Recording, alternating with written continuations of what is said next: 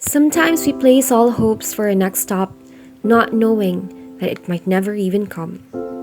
This is a story of a guy named Roel, a Christian who has always felt the need to share Christ to his friends.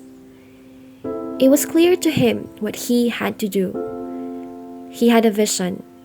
He had a purpose. He had opportunities. He had chances. He had a way. But as one does, he lingered a bit too long to the promise of a next stop.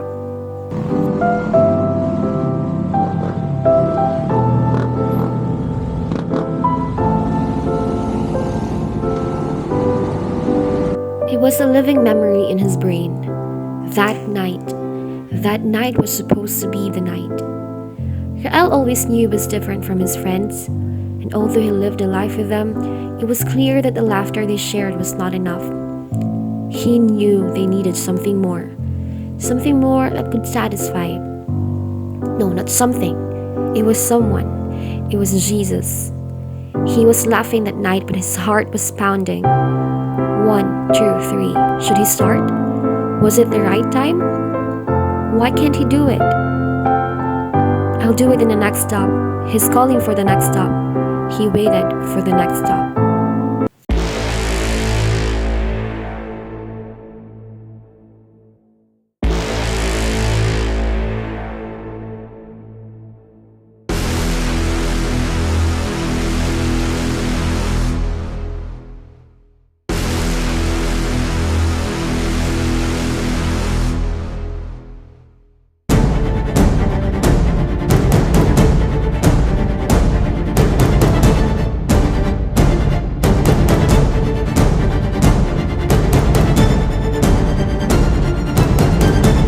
Next stop. They reached the next stop. He knew what he had to do, but as he faced himself in the mirror, he was overcome with fear of possible rejection and mockery, and what was once courage became fear.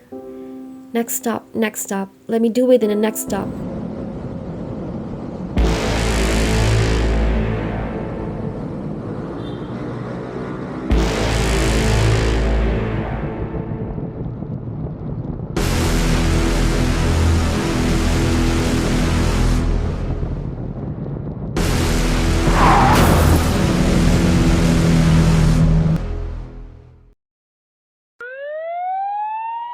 The sound of the rings that night haunt him to this day. It reminded him that when you talk about Jesus, you have to do it in the present. A next stop is not an option, for there may never be a next stop.